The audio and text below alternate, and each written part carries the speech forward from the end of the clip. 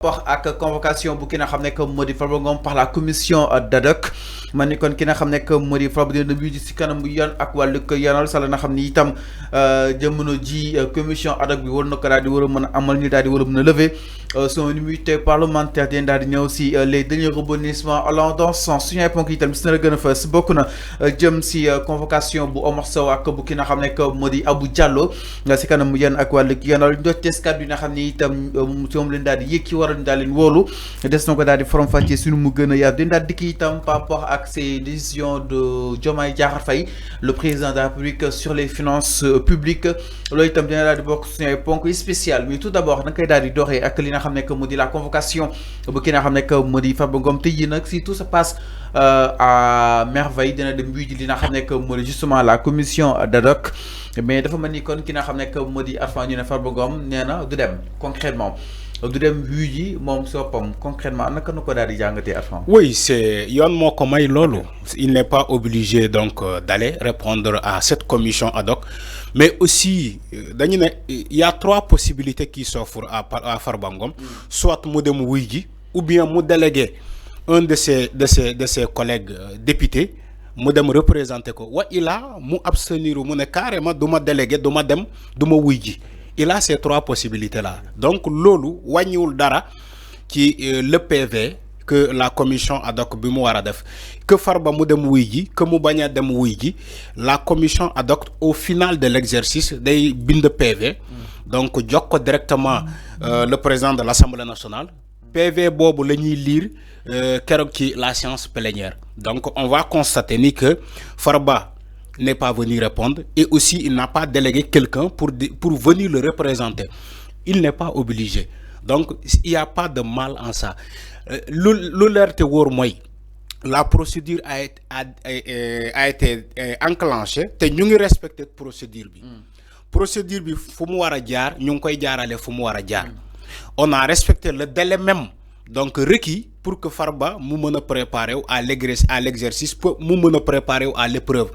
Contrairement ak lu fi doon xew ci la 13e législature ci la 14e législature parce que ci la 13e législature daanoo nañu gis ay député ñu simmi leen seen malaanul kiiraay ci fast track la 14e législature aussi c'est la même chose ci l'histoire le plus récent donc ci les députés donc Ousmane Sonko buñ ko doon simmi malaanul kiiraay c'est moins de 24 heures ñu simmi comme malaanul kiiraayam donc tey Farba Ngom avec le cas Farba Ngom ils sont en train de respecter la procédure normale jaarale yëf yi fu ñu war a jaar pour ne pas que pour ñu ne Farba Ngom dañ ko jaay doole wala dañoo bafouer ses droits personne n'a bafoué les droits de Farba Ngom lu mu am comme droit ñu ngi ko koy jox ba mu mat sëkk en respectant la loi organique bu tënk Assemblée nationale et aussi le règlement intérieur de l'Assemblée nationale et en respectant aussi les droits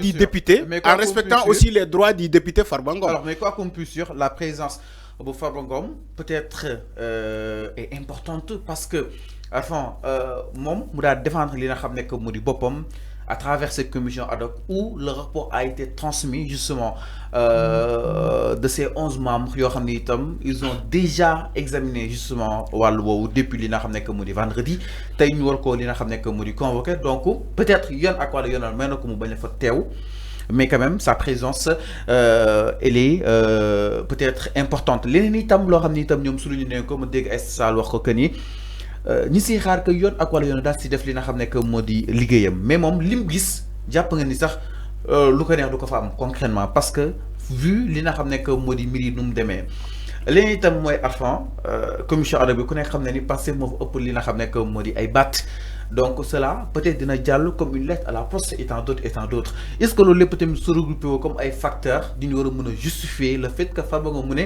du dem wuyu ji tey jii li nga xam ne que moo di boobu de commission vu que moom jàpp na ni ala kuli ali mandat bi dinañ ko wala kon immunité bi dinañ ko lever. xam nga Fallou Assemblée nationale dafa am nu mu bindoo il faut ngeen xam loolu la majorité le groupe qui obtient la plus grande majorité commande à l'Assemblée nationale loolu la yàgg a bindoo groupe bu ëpp majorité moom mooy ëpp ay représentation ci biir Assemblée nationale bi Macky Sall jaaroon na fi avec sa majorité écrasante. Ñom ñoo doon commander Assemblée nationale. Aujourd'hui, c'est pas un délit. C'est pas un délit. Tay, le groupe PASTEF bi am la majorité avec 130 députés, nous avons la majorité à l'Assemblée nationale, c'est tout à fait le droit.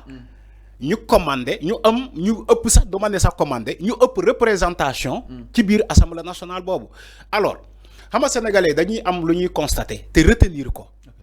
Lu ñuy retenir ak lu ñu constater ni que la procédure normale ñu ngi koy jaarale fu mu wara jaar.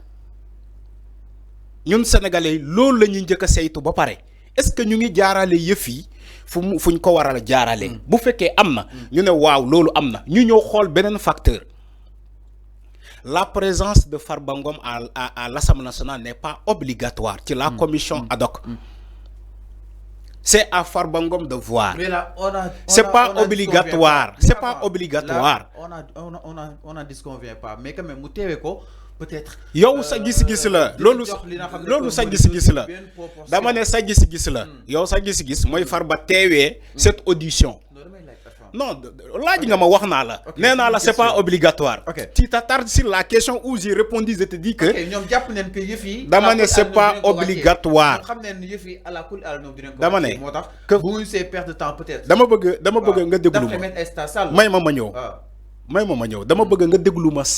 Solennellement.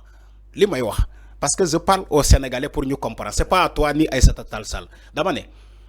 La commission ad hoc. Binara réunir tay wara déglu Farba Ngom ci audit. Farba avait il a trois possibilités. Farba Ngom 3 possibilités. Mu ñew téwé ko bobu moy ben ñaarel bi mën na baña ñew mais mu délégué un de ses collègues mu ñew représenter ko bobu moy ñaarel bi ñettel bi wa illa mu absteniru carrément mu ne duma ñew duma délégué. Voilà les 3 possibilités qui s'offrent à Farba Ngom aujourd'hui ci la commission ad hoc. Leer na wala leerul. Donc sa présence n'est pas obligatoire.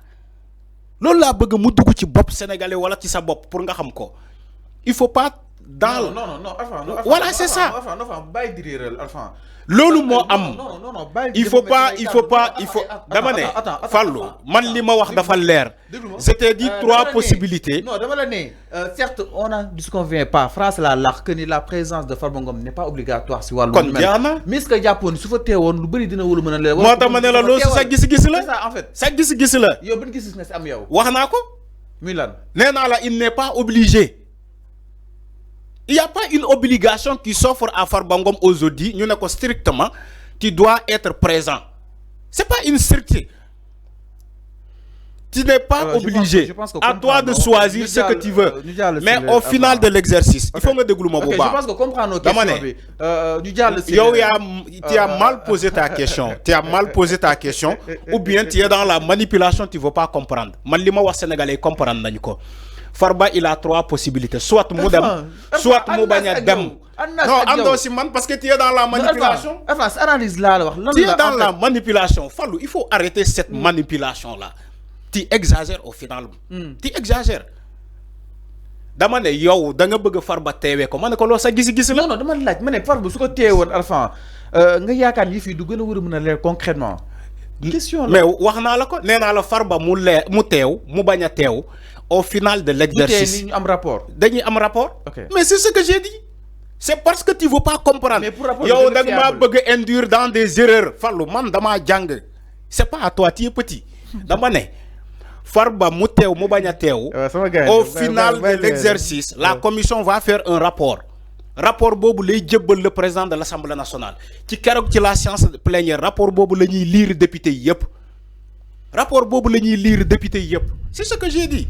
Maintenant, si toi tu es dans la subjectivité, c'est ton problème. Man li ma répondre na ko té je suis ci ligne bobu ba légui. Alors 11 membres de côté Arfan ñu bind li nga xamné que modi rapport. Comment ça se passe concrètement tay ci journée tay bi Arfan? Mais quels sont les épisodes? Il y a pas d'épisode. Farba lañu convoqué pour une audit. Un audit, autant pour moi, pour un audit. Déglu ko. Xam nga audit mu baatu français la. Moy manam dañ ko bëgg déglu pour un audit. Farba dañu ne lii lañ la épinglé rapport bu jógee CENTIF moo bind rapport jébbal ko le procureur financier délégué rapport bi jox ko donc yónni ko au président de l'Assemblée nationale d'abord dafa saisir le ministre de la justice ne le ministre de la justice dama bëgg nga bindal ma xam nga pour ma wax la balaa mu egg ci Assemblée nationale dafa am circuit bu mu jaar rapport bi d'abord CENTIF la jógee CENTIF dafa bind rapport jox ko le procureur financier xam nga lan la def El Hadj Abdoulaye Sylla dafa bind moom à son tour jox ko le ministre de la justice ne ko voilà le rapport CENTIF moo ko bind te dafa épingler diw ak diw le ministre de la justice qu'est-ce qu'il va faire moom tamit day bind pour nga xam ni que balaa mu ñëw tey ci Assemblée nationale dafa am circuit bu mu jaar ministre de la justice moom tamit bind jébbal ko président de l'Assemblée nationale ne ko dama bëgg le député Mamadou Ngom Farba nga procéder à son levée de l'immunité parlementaire. Mamadou Ngom Farba le président de l'Assemblée nationale convoqué le bureau de l'Assemblée nationale et la commission des lois mu convoqué la mu ne leen bataaxal bi moo ñëw ñu ne ministre de la justice moo sàkku ci ñun pour ñu lever la immunité parlementaire du député Mamadou Ngom Farba ñoom ñu njëkk statué boobu la semaine passée la ñu réunir le bureau de l'Assemblée nationale semaine passée la réunir ak la commission des lois donc bu ñu réunir ba pare ñu ne tey aujourd'hui c'est mardi 21 je crois c'est la commission ad hoc boo xamante ne créé nañu ko keroog ci seen réunion boobu composé de 11 membres moom mooy saytu tey moom mooy auditionné Farba Ngom dama bëgg nga déglu parce que duma ci jaaraat damay wax une bonne fois pour toutes donc commission ad hoc boobu mooy déglu tey Farba Ngom soit Farba mu ñëw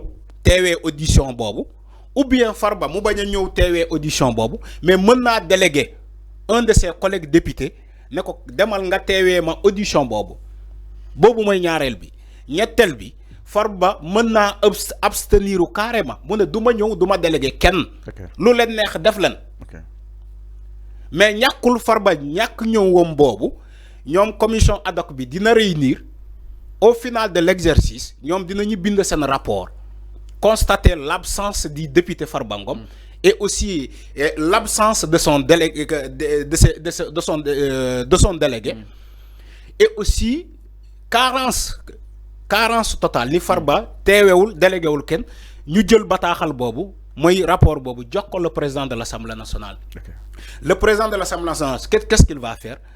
Day convoquer séance plénière bu convoquer séance plénière boobu keroog ci séance plénière boobu lay lire PV commission ad hoc bi. Alors leer na wala leer na. leer na voilà jeex na. leer na Arfan tey da nga tàng de. Coly. Tu poses mal tes questions.